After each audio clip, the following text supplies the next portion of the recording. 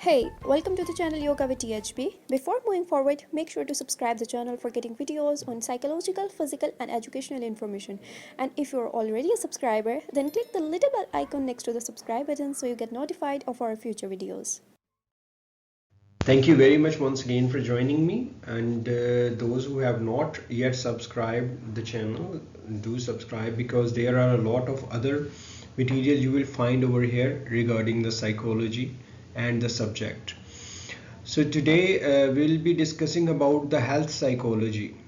Health psychology के बारे में हम लोग डिस्कस करने जा रहे हैं कि एक्चुअली हेल्थ साइकोलॉजी है क्या। तो सबसे पहले हम लोगों को हेल्थ साइकोलॉजी समझने से पहले हमें हेल्थ को एक्चुअली समझना पड़ेगा कि हेल्थ क्या चीज है। सो वर्ल्ड हेल्थ ऑर्गेनाइजेशन ने जो हेल्थ का डेफिनेशन दी वो ये कि a state of complete physical, mental and social wellbeing and not merely the absence of disease of infirmity. उनके कहने का मकसद ये है कि अगर कोई इंसान बज़ाहिरी तौर पे सेहतमंद नज़र आ रहा है या उसमें किसी किस्म की कोई वो लागर नहीं है या कमज़ोर नहीं है, तो उसको सिर्फ हम लोग सेहतमंद नहीं कहेंगे, बल्कि जो सेहतमंद शख्स होगा वो उसको फिजिकली यानी अपेरेंटली उसका ज़ाहिरी तौर पे, जिस्मानी तौर पे और साथ ही साथ मेंटल, उसको ज़हनी तौर पे भी सेहतमंद होना और साथ साथ उसकी सोशल वेलबींग। अब सोशल वेलबींग में क्या है कि वो किस तरह से लोगों के साथ इंटरेक्ट करता है, वो अपनी इमोशंस को किस तरह से एक्सप्रेस करता है, जब भी कोई ऐसी सिचुएशंस हों सोशल सेटिंग्स में वो किस तरह से बिहेव करता है या करती है। तो ये एक्चुअली उन्होंने एक कंप्लीट हेल्थ की जो डेफिनेशन दी, तो फिर उसको हम लोग कहेंगे कि वो मर्द या औरत, लड़का या लड़की, बच्चा या बच्ची वो सेहतमंद है। तो ये हेल्थ की डेफिनेशन WHO ने इस तरह से दी। हेल्थ साइकोलॉजी एक्चुअली रिलेटिवली एक न्यू फील्ड वो सामने उभर के आई, जिसमें अंडरस्टैंड किया जाता है psychological influences on how people stay healthy, कि किस तरह से लोग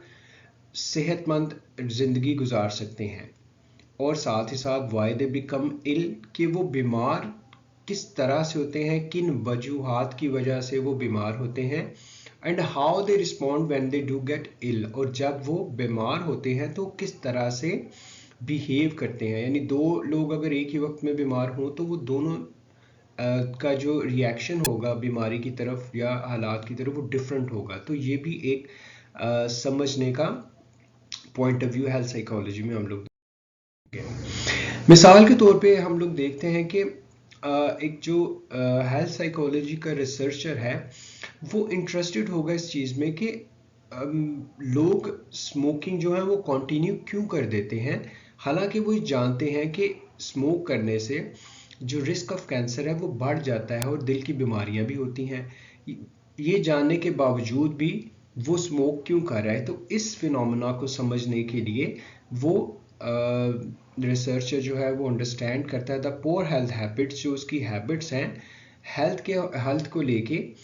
वो क्या है, और उसको जो लीड करेगा इंटरवेंशन की तरफ और उसके जो नताइज निकलेंगे वो उसको एक्चुअली हेल्प करता है बाकी दूसरे स्मोकर्स को बताने के लिए कि क्या अच्छा है क्या बुरा है हेल्थ के पॉइंट ऑफ व्यू से। उसके बाद जो नीड है हेल्थ साइकोलॉजी की, ये क्यों हुई। अमेरिकन साइकोलॉजिकल एसोसिएशन ने 1973 में फोकस किया इस सारे सिनेरियो पे कि एक्चुअली हेल्थ की साइकोलॉजी की क्यों ज़रूरत है।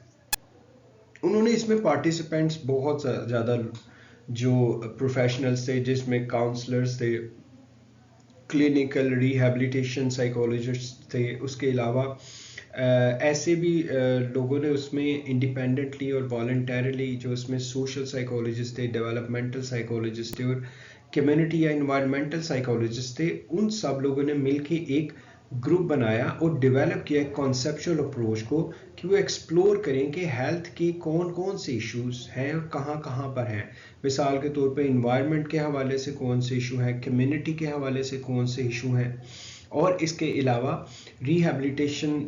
پروسیسز کے حوالے سے کون سے ایسے ایشوز ہیں جس کو لے کے پھر اس کو آل ٹوگیدر دیکھا جائے کہ کس طرح سے کون کون سے ایشوز سامنے نکل کر آتے ہیں. اب ہم لوگ بات کرتے ہیں رولز آف ہیلتھ سائیکولوجسٹ کی کہ جو سائیکولوجسٹ کے رولز ہیں ہیلتھ سائیکولوجسٹ کے وہ کیا ہیں.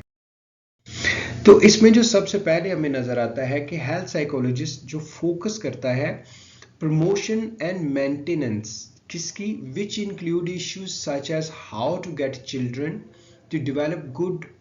healthy habits کہ بہت چھوٹی ایج میں ہی بچوں کو اگر healthy habits کی طرف ہم لوگ لے کے جایا جائے تو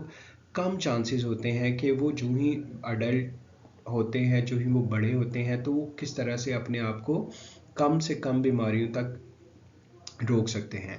اور کس طرح سے ہم پروموٹ کر سکتے ہیں ریگولر ایکسرسائزز کو اور کس طرح سے ڈیزائن کر سکتے ہیں ایک میڈیا کمپین کو جس میں لوگ جو ہیں وہ امپروو کر سکیں اپنے ڈائٹیز کو اپنے ڈائٹس کو. تو ایک تو اس کا یہ کام ہو گیا. دوسرا رول جو اس کا ہے ہیلتھ سائیکولوجسٹ جو ہر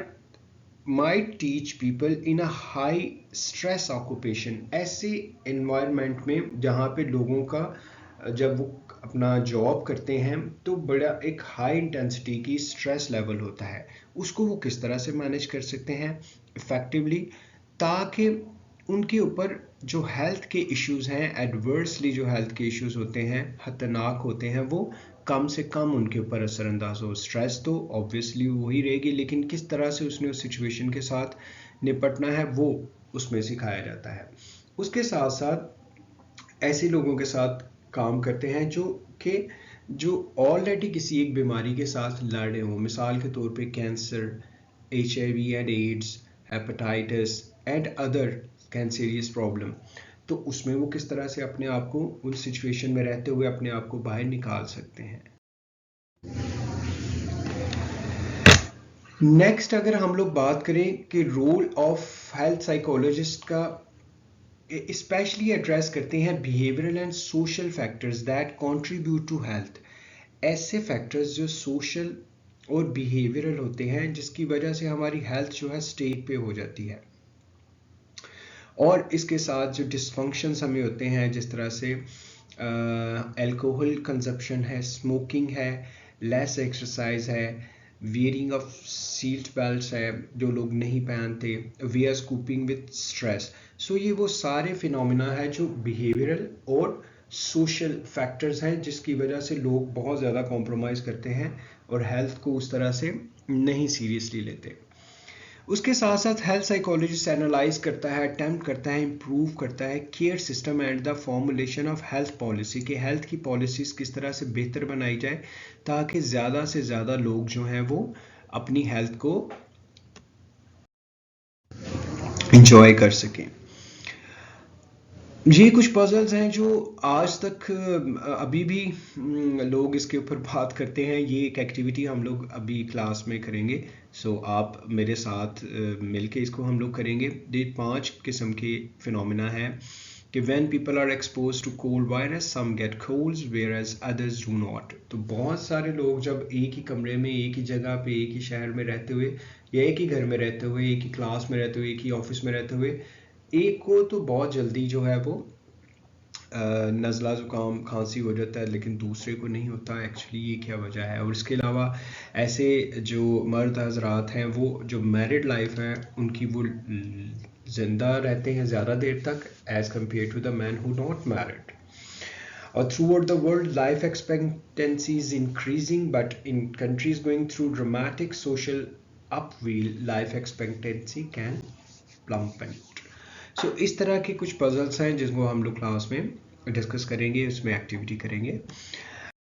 اور اس کے علاوہ آپ کا کوئی بھی کویسچن آنسرس ہو تو آپ لوگ کامنٹس میں مجھے بتا سکتے ہیں. میرا ای میل ایڈریس بھی وہاں پہ ہے.